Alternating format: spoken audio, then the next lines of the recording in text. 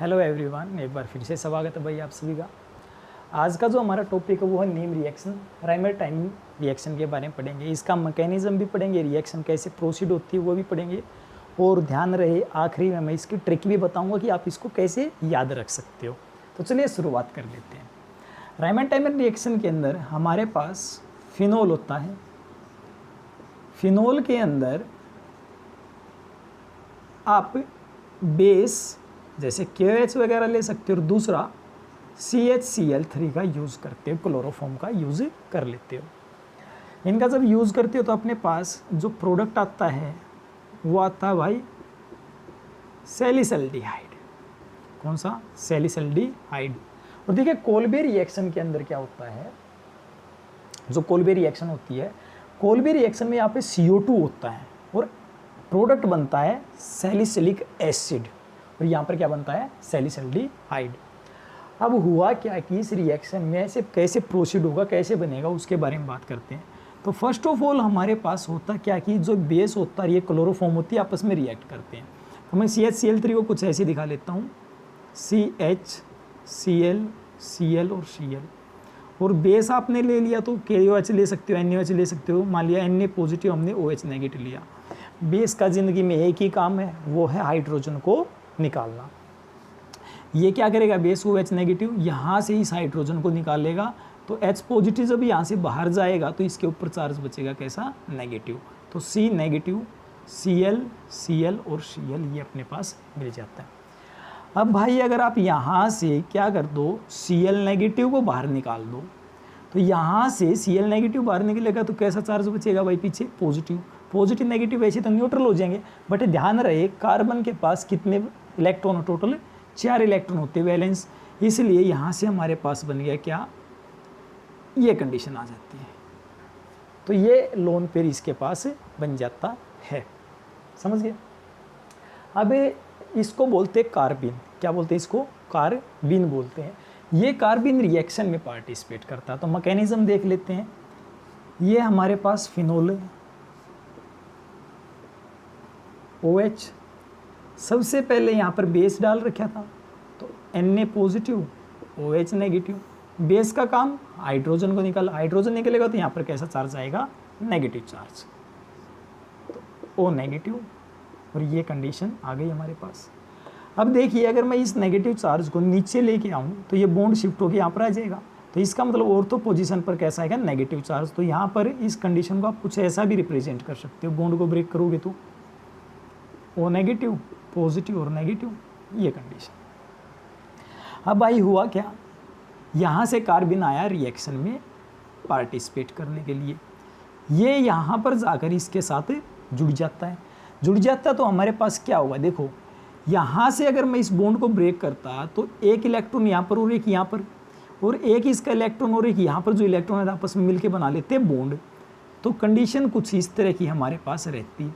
ये बॉन्ड बन गया, ये C, ये Cl, ये Cl और एक नेगेटिव चार्ज इसके पास अभी रहेगा। तो ये हमारे पास O नेगेटिव, पॉजिटिव, ये कंडीशन आ गई। अब यहाँ से क्या हुआ कि 1 2 3 कार्बन ने 3 बॉन्ड बना रखी, तो पक्का चौथा यहाँ पर हाइड्रोजन है, तो इस हाइड्रोजन को आप हाइपर कॉन्जुगेशन से क्या कीजिए? बाहर निकालिए। तो H पॉजिटिव को आपने बाहर निकाल दिया, कौन सी प्रोसेस से? हाइपर कॉन्जुगेशन से। H पॉजिटिव बाहर निकलेगा तो पीछे नेगेटिव चार्ज, तो हमारे पास कंडीशन आ जाएगी कुछ इस तरह की। O नेगेटिव, यहाँ पर बॉन्ड बन गया, नेगेटिव और पॉजिटिव मिलके बॉन्ड बना देंगे, तो C, ये हाइड्रोजन निकल के इसके साथ जुड़ जाएगा, यहाँ से इसके साथ, तो यहाँ से क्या होगा? CH, Cl और Cl, ये कंडीशन। अब इसमें क्या हुआ? NaOH डाल दोगे, कितना? 2 टाइम्स, तो OH नेगेटिव, एक OH नेगेटिव आप यहाँ से अटैक करवा दो, एक बार फिर से OH नेगेटिव को आप, मैं यहीं से दिखा देता हूँ साथ के साथ, तो अटैक आपने यहाँ पे दिखा दिया। अब देखो बेटा, जब पहली बार इसने अटैक किया तो कार्बन 5 बॉन्ड बनाएगा नहीं, 5 नहीं बनाएगा तो भाई यहाँ से ये क्लोरीन निकल जाएगा, तो यहाँ से OH आ गया।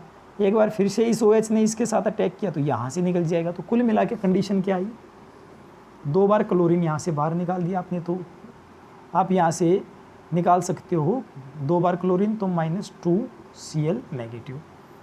तो कंडीशन आ गई O नेगेटिव, ये बॉन्ड बन गया, तो CH OH और OH ये वाली।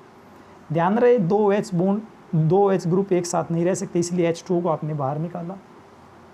तो यहाँ से बन गया CH और O। तो ये हमारे पास तैयार हो गया अभी नेगेटिव CHO एल्डिहाइड ग्रुप, ये वाली कंडीशन। अब यहाँ से क्या है, H2 तो है ही, तो H पॉजिटिव और OH नेगेटिव।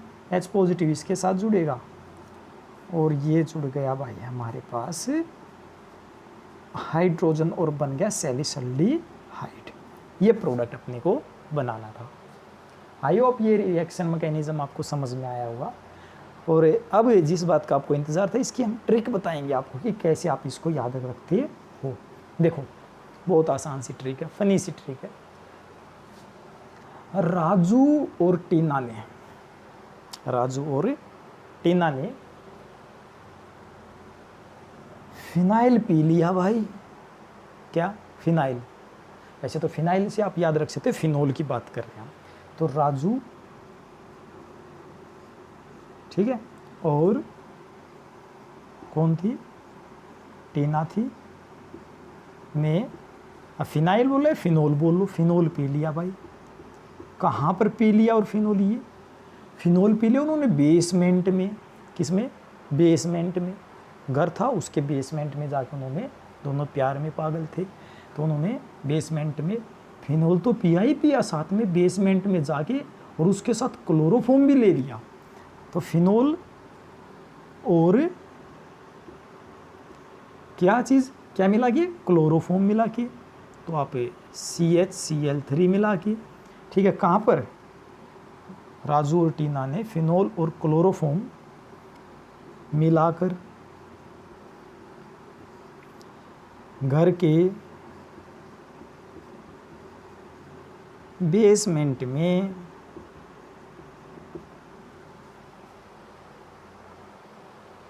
ठीक है, फिनोल और क्लोरोफॉर्म मिलाकर घर के बेसमेंट में पी लिया। तो उन्होंने क्या कर दिया? पी लिया भाई ये चीज़। और ये बात आपको पता है, ये बात मेरे को मेरी साली ने बताई। ये बात